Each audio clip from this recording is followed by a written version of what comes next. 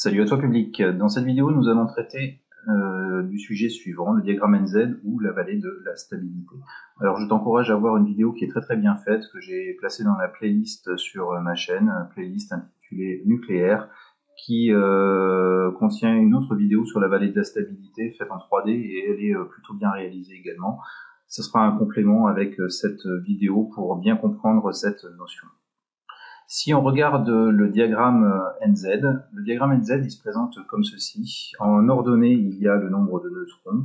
En abscisse, le nombre de protons contenus dans un noyau.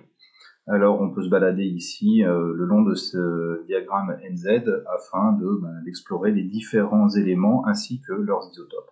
Alors, je prends un des éléments les plus connus, celui-ci, le carbone C612, qui possède 6 protons et 6 neutrons. Nous voyons au-dessus le carbone C613 qui est également un élément stable et le carbone 14 qui est également connu car on fait de la datation. Ça fera également l'objet d'une autre vidéo à venir. On détecte et on peut remarquer aussi les différents autres nucléons, le carbone C616, 17, 18, 19 qui sont des isotopes du carbone 12. J'en profite pour te redonner la définition d'un isotope. Un isotope, les isotopes d'un même élément ont tous le même nombre de protons, mais par contre des nombres de neutrons différents. Alors quand on se balade sur ce diagramme NZ, on s'aperçoit que les éléments qui sont en rouge ici sont stables. Donc la stabilité, on peut la lire ici, quand je me balade, tous les éléments qui sont en rouge sont stables, c'est-à-dire qu'ils ne sont pas radioactifs. Si je continue sur l'atome de carbone, je descends, celui-ci n'est pas stable, il est radioactif avec une demi-vie de 20,39 mois, c'est-à-dire que sur une population de noyaux, au bout de 20,39 mois, la moitié se seront désintégrés. On constate également que le type de décroissance, tu vas pouvoir le lire ici, de ces noyaux, c'est de la décroissance β+, c'est de la radioactivité β+, donc avec émission d'un positron.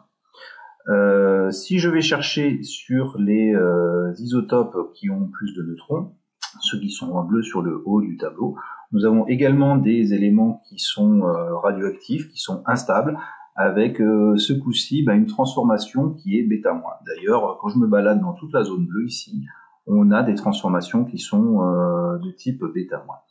Alors, il faut vraiment envisager ce diagramme NZ comme une vallée.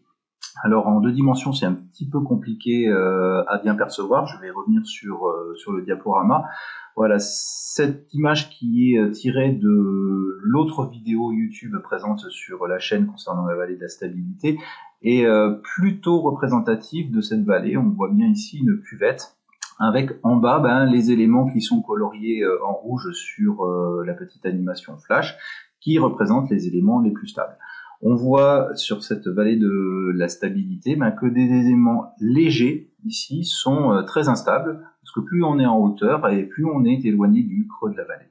Alors l'élément le plus stable de toute la classification périodique, c'est l'élément fer. Ce n'est d'ailleurs pas complètement hallucinant, car c'est un des éléments qui est le plus présent sur Terre. Alors si je continue de me balader sur ce diagramme NZ, on voit bien au centre les éléments qui sont stables et les éléments situés au-dessus de cette vallée de la stabilité qui vont avoir une tendance à avoir une radioactivité de type β- et des éléments situés en dessous de cette vallée de la stabilité qui vont avoir tendance à avoir une radioactivité β+.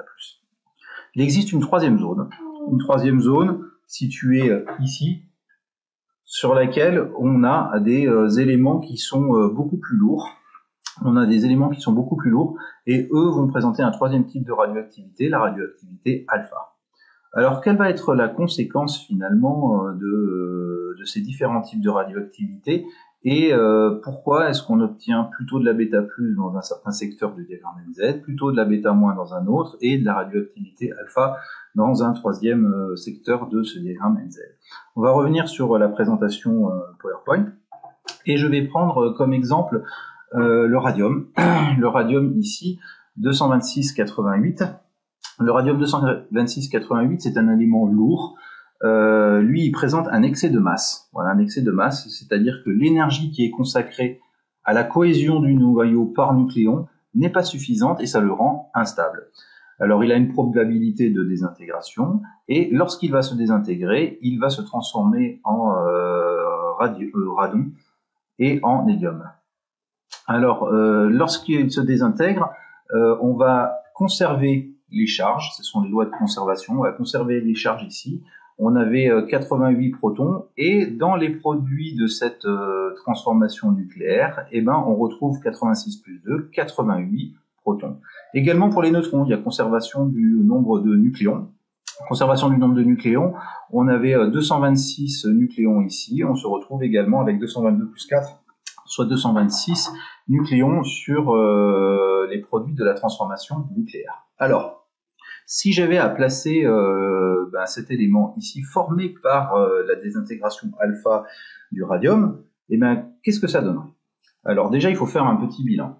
Où placer le radium dans le diagramme NZ? Il possède 88 protons, 138 neutrons, donc je vais chercher la case correspondante, 138 neutrons, 88 protons, on place le radium ici.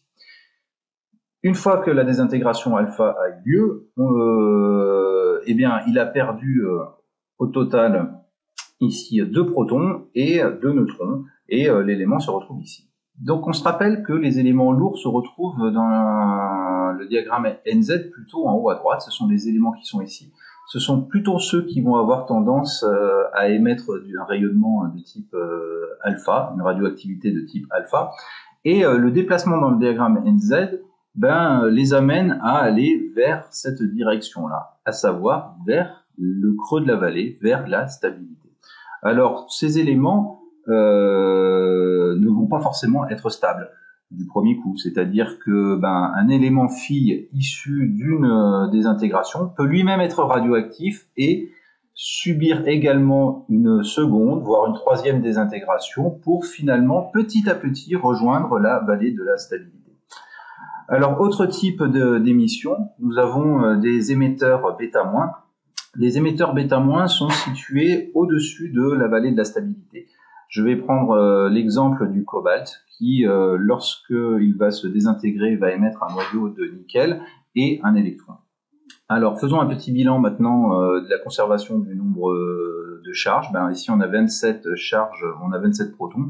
Et ici, conservation de la charge avec 28 moins 1. On a bien 27. 60 en haut, bon, ça ne pose aucun problème. Maintenant, regardons un petit peu dans le diagramme NZ, finalement, la progression de cet élément qui, en se désintégrant, va donner un noyau phi. Et où se situe-t-il dans ce noyau phi? Eh ben, on procède de la même manière que précédemment. On dénombre le nombre de protons et de neutrons du noyau phi, et on s'aperçoit que il va y avoir un déplacement vers la droite. Donc si on est dans cette zone bleue, ce qui correspond aux émetteurs bêta-, et qu'on se déplace d'un cran vers le bas et d'un cran vers la droite, on se rapproche également de la vallée de la stabilité. Donc on commence à comprendre un petit peu cet intérêt de ce diagramme NZ et de la vallée de la stabilité. Ça permet, en fonction de la position d'un isotope sur ce diagramme NZ, de prédire si ça va plutôt être un noyau émetteur bêta-, plutôt un noyau émetteur bêta+, ou alpha. Dernier type d'émission, l'émission bêta+. Alors je vais prendre la transformation nucléaire d'un atome de phosphore en atome de silicium. On a toujours ici conservation du nombre de charges ainsi que la conservation du nombre de neutrons. Si je place les différents, le noyau pair et le noyau phi dans le diagramme NZ, on s'aperçoit que ce coup-ci, la progression, elle est en se décalant d'une case sur la gauche et en montant d'une case. Donc là, assez logiquement, un émetteur bêta+, qui est colorié ici en vert, va se rapprocher également de la vallée de la stabilité. Voilà, alors on n'oublie pas que à chaque fois qu'une désintégration a lieu, c'est pour passer d'un noyau moins stable à des particules qui sont plus stables. Et il y a une différence énergétique, comme j'ai pu le décrire au début de la vidéo, cette différence énergétique permettant d'être récupérée et fournit de l'énergie au milieu extérieur. Voilà, écoute, j'espère que tu as bien compris ce diagramme NZ et la vallée de la stabilité. Encore une fois, je t'encourage à aller voir l'autre vidéo présente sur la chaîne, qui est un lien vers une vidéo de la vallée de la stabilité qui est plutôt bien. Voilà, écoute, je te dis à bientôt pour une prochaine vidéo.